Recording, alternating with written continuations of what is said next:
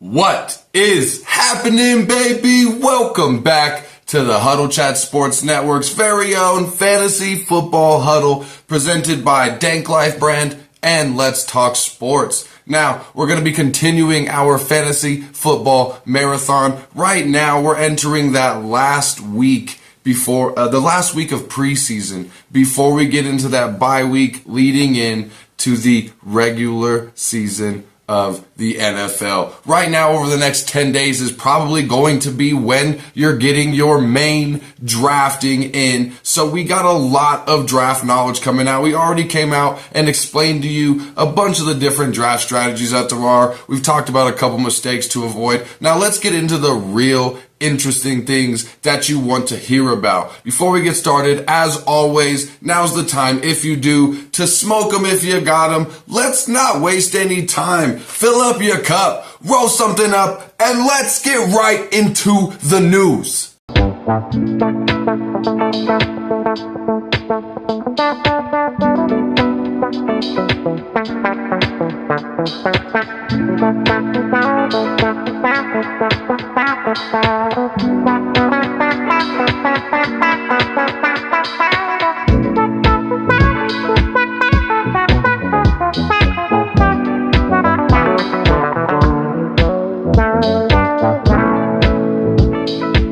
So as I said, we got all of the draft strategy videos out of the way. If you haven't seen them yet, the links will be in the description. They're very important for us building that 5-round plan of attack, which you're going to hear me say a lot over the next 10 to 15 days before we get into the regular season content over here on the Fantasy Football Huddle. But today, we're starting to talk about the players you're going to be drafting. And one of the most important questions I get asked by my fans, I get asked by my friends, I get asked by my family is, what are those late round sleepers? Who are those people we're targeting? Everybody knows and everybody wants to talk about those big picks, those top 12 picks, those early rounds, those first 5 rounds, as you've already heard me mention, the 5-round plan of attack. But you make your money in those late rounds, as you've heard me say 1,000 times over the last week. Upside matters late. And today we're talking about those sleeper wide receivers that you can snag late in your drafts that have a potential of top 30, that league winning upside, especially at that wide receiver position. At the running back position, it's gonna sound a little different because we're looking at different things, different pros and cons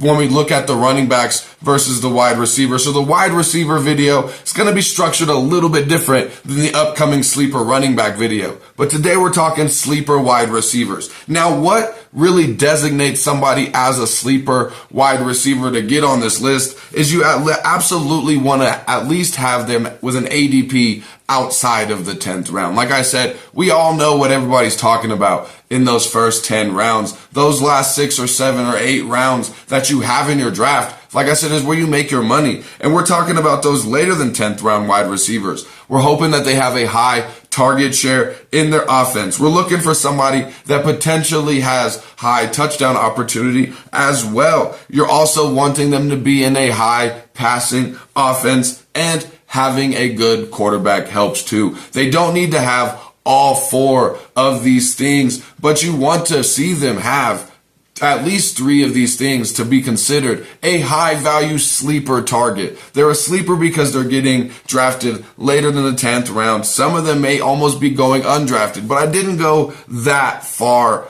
on everybody in this list. There's only one person that has been going undrafted in a lot of leagues, but we'll get to him later. The first wide receiver that we're going to be talking about on my list is going to be Gabe Davis from the Buffalo Bills. Let's face it, he's the number 2 target opposite of Stephon Diggs because of the attention that Stephon Diggs garners from the defense. Gabe Davis receives a ridiculous amount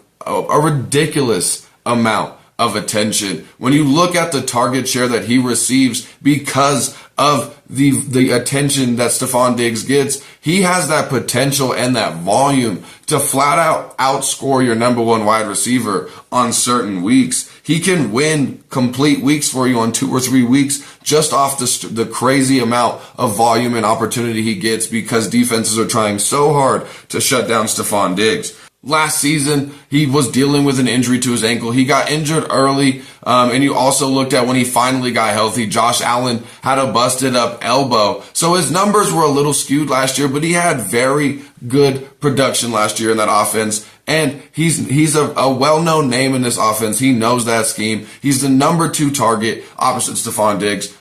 Gabe Davis, I'm definitely drafting him a little higher than his ADP. He should be absolutely added to your draft board.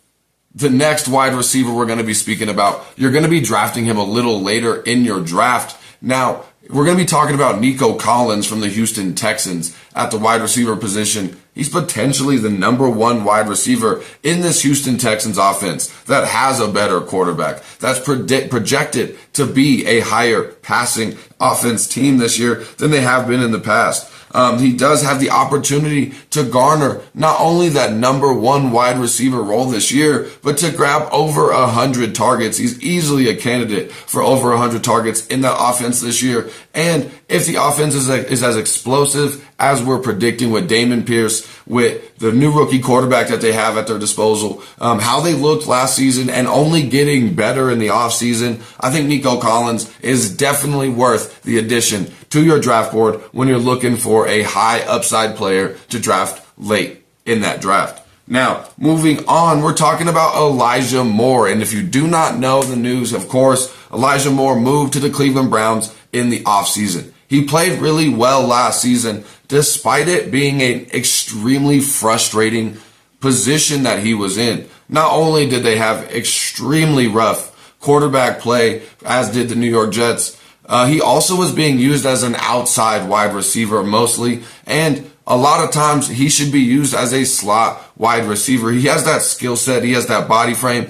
to be used as a slot wide receiver, as it looks like he's going to be used primarily in this Cleveland Browns offense. Now, he's getting to play with the best quarterback that he ever had because he didn't get to play with Aaron Rodgers. This offense, just like we said about the Houston Texans, is expected to pass at a higher rate, expected to be a higher efficiency offense, and the scoring opportunities are just going to get better in this fresh start for Elijah Moore. He had a good season last year despite the frustration in New York, and I think things are only going to get better for Elijah Moore in Cleveland. I'm definitely adding him to my draft boards late in my draft. The last wide receiver we're going to be talking about today is the wide receiver I was speaking about at the beginning of the video that in a lot of cases is going undrafted, and I don't understand why. When you're trying to find that last player, if you don't already have somebody targeted, you should be targeting Van Jefferson from the Los Angeles Rams.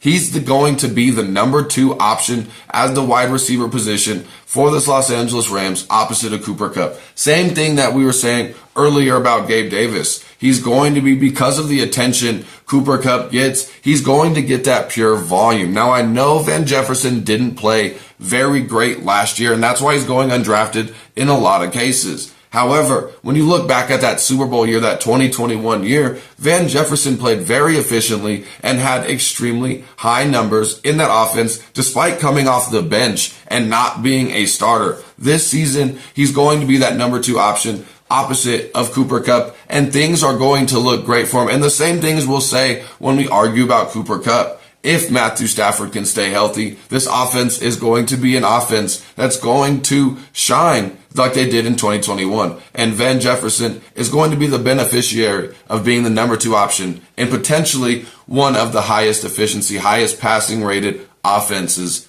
in the NFL this season. That's going to do it for our sleeper wide receivers. As you heard me mention before, of course, we're going to be talking about those sleeper running backs. We're going to be talking about people to completely avoid. We're going to be talking about people that I believe are too overpriced to take at their current ADP. We have a lot of important knowledge coming this week. So make sure, if you haven't already, check down at the bottom. Make sure you're subscribed to the channel. Hit that notifications bell so you know as soon as an episode drops so you can go ahead and update your research. Thank you so much, as always, for your time. And as always, keep your chin up and your attitude down. I'll see y'all next time. I'm out of here, baby.